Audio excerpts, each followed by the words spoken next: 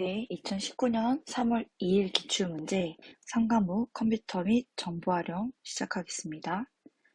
41번 다음 중 모니터 관련 용어에 대한 설명으로 옳은 것은 입니다. 정답은 4번이 되겠습니다.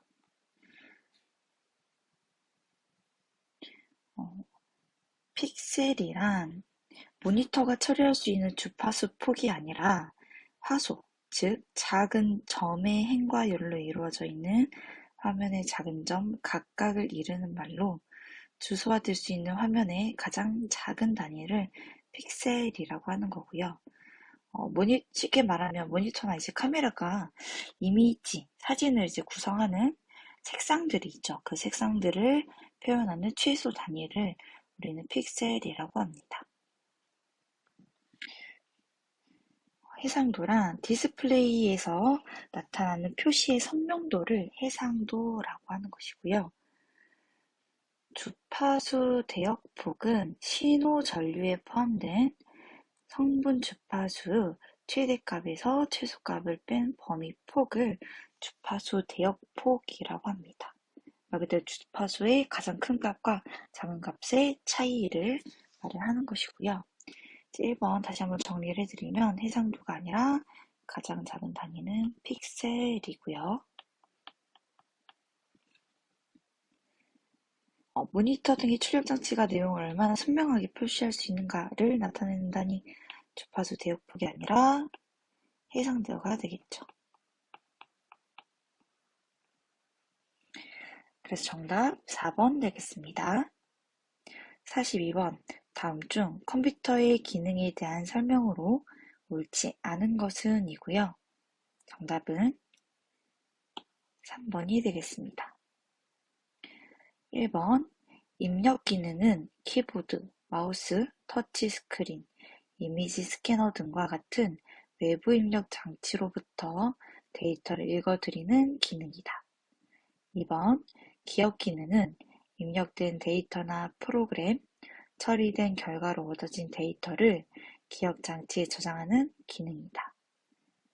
3번 연산 기능은 수행하고 같이 했었었죠. 가상기, 보수기, 누상기 등이 있는 게 이제 연산 장치이고요. 이 연산 장치가 속한 곳은 그렇죠. 중앙 처리 장치 CPU입니다. 즉 CPU는 연산 장치와 제어 장치로 두 가지로 구분이 됐었는데요. 프로그램의 명령 코드를 해석하는 장치는 명령 해독기이고요. 영어로는 디코더라고 하죠. 이 명령 해독기는 연산 기능, 연산 장치가 아니라 제어 장치에 속해져 있습니다. 제어 기능에 해당을 하겠죠. 4번 출력 기능은 처리된 결과나 기억 장치에 기억된 내용을 사람이 알아볼 수 있는 형태로 내보내는 기능이다. 네, 42번 정답 3번 되겠습니다. 43번 다음 중 컴퓨터의 기본 장치인 주 기억 장치에 대한 설명으로 옳지 않은 것은 이고요. 정답은 1번이 되겠습니다. 자, 주 기억 장치란 중앙 처리 장치인 CPU가 직접 접근해서 데이터를 처리할 수 있는 기억 장치가 되겠고요. 이 주 기억 장치에는 현재 수행 중인 프로그램과 데이터들이 실행되고 저장되는 장치입니다.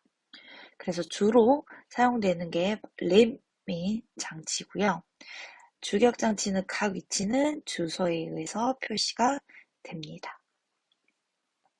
1번 자료가 있는 주소에 새로운 자료가 들어오면 기존의 자료는 그 다음 주소로 저장된다. 아닙니다. 여기가 틀린 내용이고요. 기존의 자료는 삭제되고 새로운 자료가 저장이 되는 것이 바로 주기억 장치입니다. 44번 다음은 컴퓨터의 명령어 처리 상태 중 무엇에 대한 설명인가? 번지 부분의 주소가 간접 주소일 경우 기억장치의 주소가 지정하는 곳으로 유효 번지를 읽기 위해 기억장치에 한 번 더 접근한다. 네, 정답 간접 상태입니다. 명령어 처리 상태를 인출 상태, 그중에서 이제 인출 상태란 말 그대로 읽어오는 단계입니다. 그래서 CPU가 기억 장치로부터 명령어를 읽어오는 단계를 인출 장치라 하는 것이고요. 실행 상태는 CPU가 인출된 명령 코드를 해독하기도 하고요. 그 결과에 따라서 수행해야 될 연산을 실행하는 상태를 말하는 것이고요. 인터럽트 상태는 프로그램 실행 중에 예기치 못한 상황이 발생할 경우 현재 실행 중인 작업을 일시 중단하고요. 발생된 그 상황을 먼저 해결을 합니다. 그러고 다시 작업으로 복귀해서 계속해서 수행해 나가는 것을 인터럽트 상태라고 합니다. 45번 다음 중 마더보드에 대한 설명으로 옳지 않은 것이고요. 정답은 2번이 되겠습니다. 일단 마더보드가 무엇이냐? 마더보드는 메인보드라고도 합니다.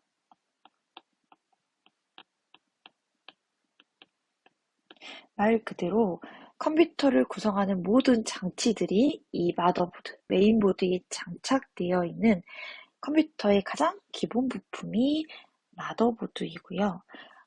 엄마란 뜻이죠. 마더가 그만큼 큰 역할을 하기 때문에 마더보드라고 부릅니다. 1번 컴퓨터의 기본 회로와 부품들을 담고 있는 컴퓨터 내의 가장 기본적인 물리적 장치다. 맞고요. 2번 마더보드와 확장 슬롯 내에 꽂히게 될 확장 카드 간의 전자적 인터페이스를 채널이라고 한다. 네, 전자적 컴퓨터에서 데이터를 주고받는 통로를 우리는 버스라고 합니다. 그래서 틀린 답이 되겠고요. 3번 마더보드 내에서 마이크로 프로세서 메모리, 바이오스, 확장 슬롯, 접속 회로 등이 포함된다. 맞고요. 4번 마더보드에 따라 사용자가 성능 향상을 위해 프로세서를 1개 이상 설치할 수 있다. 맞는 말 되겠습니다. 인터페이스 채널 아니라 버스입니다.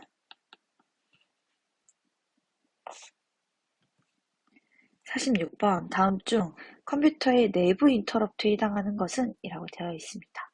인터럽트 방금 설명드렸듯이 예기치 못한 상황에서 그 상황의 문제를 먼저 해결한 후 원래 다시 실행하던 프로그램으로 돌아오는 상태를 말하고요. 이 인터럽트는 크게 두 가지로 구분이 됩니다. 그래서 외부와 내부로 나누어지는데요. 문제에서는 지금 내부 인터럽트에 대해서 묻고 있죠. 이 내부 인터럽트는 잘못된 명령이나 데이터를 사용할 때 발생하는 인터럽트고요. 트랩이라고도 합니다. 그래서 명령 처리 중 오버플로 또는 언더플로가 발생한 경우 또는 0으로 나눈 명령이 수행될 경우 발생하는 것이 내부 인터럽트입니다. 그래서 정답 1번이 되겠고요. 외부 인터럽트 같은 경우는 입출력 장치, 타이밍 장치, 전원 등의 외부적인 요인에 의해 발생하는 것을 외부 인터럽트라고 하고요. 입출력 장치가 데이터 전송을 요구하거나 전송이 끝났음을 알릴 경우 또는 특정 장치에 할당된 작업 시간이 끝났을 경우 컴퓨터의 전원이 갑자기 공급이 끊겼을 경우 이때 외부 인터럽트 상황태가 되게 됩니다.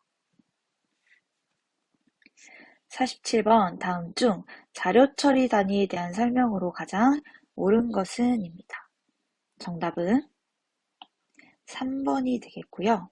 자료 처리 단위 비트부터 선생님과 같이 데이터베이스까지 배웠었죠. 자, 1번 보시면 파일을 구성하는 최소 단위 바이트가 아니라 필드죠, 필드. 바이트는 문자를 표현하는 최소 단위였습니다. 2번 레코드는 무엇이 모여서 필드가 모여서 구성된 자료 처리 단위가 되겠죠. 3번 파일은 같은 성질을 갖는 여러 개의 레코드를 합한 것으로 자료 표현의 가장 큰 단위이며 업무 처리를 위한 기본 단위이다. 맞는 말 되겠고요. 4번 데이터베이스는 뭐였죠? 그렇죠. 파일들의 집합을 말했었습니다. 그래서 정답 3번 되겠습니다. 48번 다음 중 TCP/IP상에서 운용되는 응용 프로토콜이 아닌 것은 입니다. 정답은 4번입니다. FTP란 파일 트랜스퍼 프로토콜이라고 해서 파일을 전송하기 위한 교약 프로토콜이고요. 텔넷은 텔레커뮤니케이션 네트워크의 약자로 원격으로 접속할 수 있는 프로토콜입니다. HTTP는 가장 익숙하시죠? 네. 우리 뭐 쓸 때 이 HTTP가 나오죠? 그렇죠. 여러분들이 웹 브라우저, 즉 인터넷을 쓸 때 인터넷 주소창에 http://www.naver.com 이런 형태로 먼저 나오는 게 HTTP이죠. 말 그대로 웹 서버와 사용자 인터넷 브라우저 사이에 문서 전송을 위해서 사용되는 프로토콜이 HTTP입니다. CPP는 이 문제하고 전혀 연관이 없기 때문에 정답 4번이 되겠습니다. 49번 자기 디스크 관련 용어에 대한 설명으로 옳은 것은 정답은 4번이 되겠고요. 자기 디스크는 보조기억 장치의 일부, 한 종류죠. 자, 섹터란 트랙을 일정하게 나눈 구간으로 정보를 저장하는 단위가 섹터이고요. 실린더란 여러 장의 디스크 판에서 같은 위치에 있는 트랙들의 집합을 실린더라고 합니다. 탐색 시간은 읽기, 쓰기 헤드가 지정된 실린더에 도달하는 데 걸리는 시간을 탐색 시간이라고 합니다. 접근 시간이란 데이터를 읽고 쓰는 데 걸리는 시간의 합 번지 부분의 주소가 간접 주소일 경우 기억 장치의 주소가 지정하는 곳으로 유효 번지를 읽기 위해 기억 장치에 한 번 더 접근하는 시간을 말합니다. 50번 다음 중 정보화 사회의 최신 기술 중에서 사물 인터넷에 대한 설명으로 옳지 않은 것은 이고요. 정답은 4번이 되겠습니다. 자, 사물 인터넷 오브 띵스의 약자로 모든 사물을 네트워크로 연결해서 여러분들이 언제 어디서나 서로 소통할 수 있게 해주는 새로운 정보통신 환경을 우리는 사물 인터넷이라고 표현을 하죠. 세상에 존재하는 모든 사물을 네트워크로 연결한다. 맞고요. 인간과 사물 간에 언제 어디서나 서로 소통할 수 있다. 맞습니다. 인터넷에 연결된 기기가 사람의 개입 없이 서로 정보를 주고받으며 처리할 수 있다. 맞습니다. 4번 컴퓨터 자원을 가상화 기술로 통합하여 서비스를 제공한다. 이것은 그렇죠. 구름이 생각나셔야 되는데 네, 클라우드 컴퓨팅이었습니다.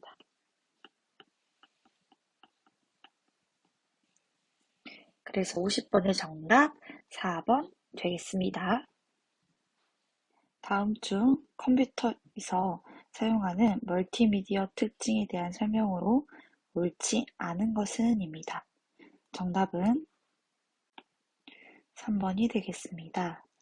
멀티미디어란 멀티란 다중의 뜻과 미디어라는 매체의 합성어가 되겠습니다. 그래서 텍스트, 그래픽, 사운드, 동영상, 애니메이션 등 미디어를 디지털 데이터로 통합하여 전달하는 것으로 대중 매체를 말을 하는 것이고요.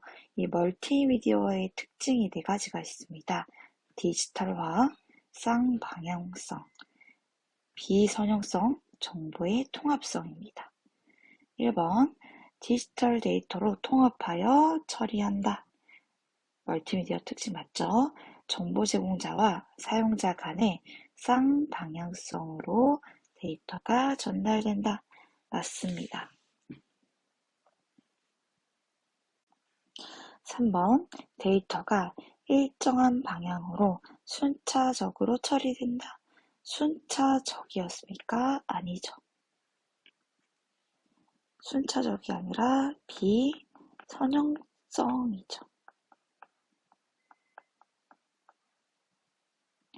데이터가 일정한 방향으로 순차적으로 처리되는 것이 아니라 사용자의 선택에 따라서 다양한 방향으로 처리되는 것이 바로 멀티미디어의 특징인 비선형성입니다. 4번, 텍스트나 동영상 등의 여러 미디어를 통합하여 처리한다. 맞습니다. 자, 52번, 다음 중 멀티미디어 그래픽 데이터의 벡터 방식에 대한 설명으로 옳지 않은 것은 이고요. 정답은 4번이 되겠습니다. 비트맵과 벡터 방식을 비교해서 여러분들이 알아두시면 워드 프로세서뿐만이 아니라 컴퓨터 활용 능력 2급 자격증도 쉽게 취득하실 수 있는데요. 비트맵은 점들을 막 찍어서 그것들이 모이면 집합이 되면 그래픽이 표현이 되는 방식이고요. 벡터는 점과 점을 연결한 선 또는 곡선 이런 형태로 표현되는 것이 바로 벡터입니다. 자, 비트맵 같은 경우 점을 찍는다라고 되어 있죠. 그렇기 때문에 확대를 하면 깨지는 계단 현상이 발생합니다. 즉 이미지 파일들이 이렇게 계단 현상처럼 깨지게 되어 있습니다. 하지만 벡터는 선으로 연결되는 거기 때문에 계단 현상이 발생하지 않고요. 자, 비트맵 같은 경우는 기억 공간을 많이 차지합니다. 왜냐하면 고해상도의 표현에 되게 적합한 방식이기 때문입니다. 벡터는 고해상도 표현에 적합하지 않기 때문에 기억 공간을 조금 덜 차지하겠죠. 자, 종류로는 비트맵은 BMP, JPG, GIF, PNG 등의 파일들이 있을 거고요.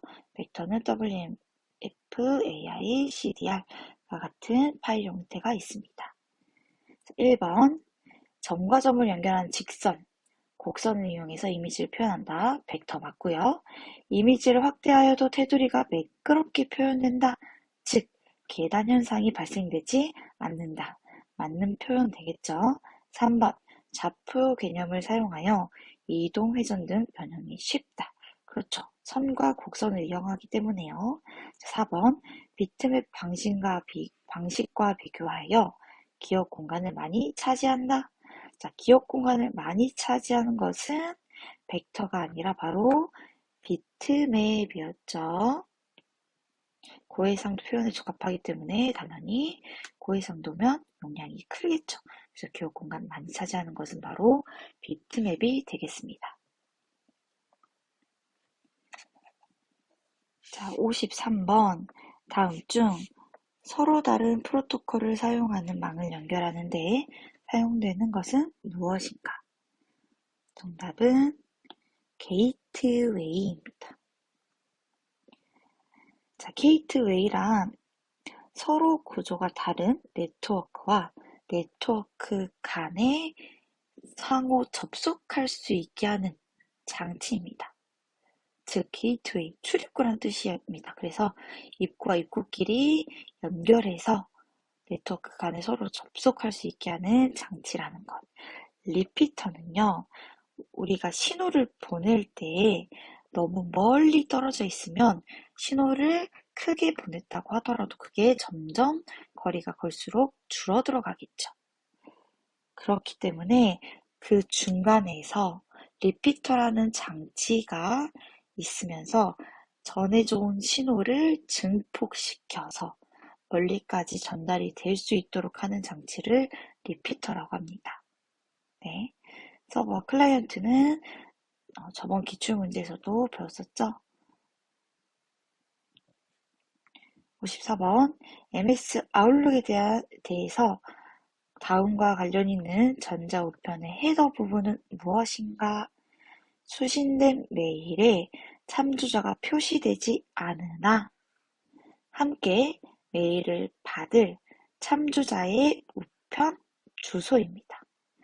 표시되지 않았고요. 참조자는 맞습니다.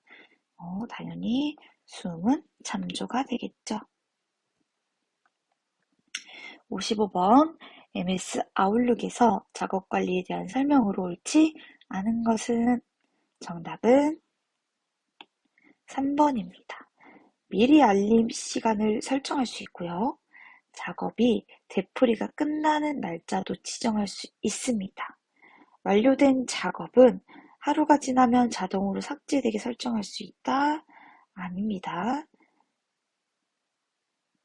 다른 사람에게 작업을 요청할 수 있고 상대방은 요청을 수락할 수 있습니다. 아웃룩 관련해서도 한번 정리하시길 바랍니다. 자, 56번 다음 중 선 마이크로 시스템즈에서 개발한 객체 지향적 프로그래밍 언어로 처음에는 가전제품 내에 탑재해 동작하는 프로그램을 위해 개발했지만 현재 웹 어플리케이션 개발에 가장 많이 사용하고 있는 언어 가운데 하나이고 모바일 기기용 소프트웨어 개발에도 널리 사용하고 있는 언어는 정답은 자바겠죠. 객체 지향 프로그래밍 언어죠. 객체 지향 프로그래밍 언어의 대표적인 게 자바, 스몰톡 이런 것들이 있었습니다. 그래서 문제에 대한 설명은 자바에 관한 설명입니다. 정답 1번 되겠고요. 57번 다음에서 설명하는 기억장치로 옳은 것은 하드디스크의 일부를 주 기억장치처럼 사용한다. 베이징 기법과 세그멘테이션 기법이 있다. 첫 번째 설명만 보더라도 정답은 그렇죠. 3번이겠죠. 가상 메모리. 하드디스크의 일부를 주 기억 장치처럼 사용한다. 하드디스크가 대표적으로 이제 보조 기억 장치의 이죠. 그래서 선생님이 그때 설명했을 때 보조 기억 장치 일부를 주 기억 장치처럼 사용하는 거 가상 메모리였습니다. 58번 다음 중 연산장치를 구성하는 레지스터가 아닌 것은 이고요. 정답은 2번이 되겠습니다. 중앙처리장치인 CPU는 연산장치와 제어장치로 구분됩니다. 이제 외우지 않으셨어요? 그렇죠? 정말 자주 출제가 되고 선생님도 강조해서 설명을 하고 있죠. 이 연산장치에는 대표적으로 가상기, 덧셈하는 가상기, 뺄셈하는 보수기, 중간값을 일시적으로 기억하는 누상기, 데이터 레지스트, 연산된 데이터를 기억하는 데이터 레지스트, 그 다음에 수행한 명령어의 연산 결과의 상태를 나타내는 상태 레지스트, 유효 번지를 상대적으로 계산할 때 사용하는 인덱스 레지스트, 유효 번지를 절대적으로 계산할 때 사용하는 베이스 레지스트가 있습니다. 메모리 버퍼 레지스터는 당연히 연산장치가 아니라 제어장치에 해당을 하겠죠. 정답 2번이 되겠습니다. 59번 다음 중 개인정보에 대한 설명으로 옳은 것은입니다. 정답은 1번이 되겠죠. 개인정보의 개념이 나와 있네요. 개인정보는 성명, 주소 등과 같이 살아있는 개인을 식별할 수 있는 정보이다. 맞는 말 되겠습니다. 60번 다음 중 메모리가 정상적으로 인식되지 않은 경우 그 대책으로 옳지 않은 것은? 정답은 1번이 되겠습니다.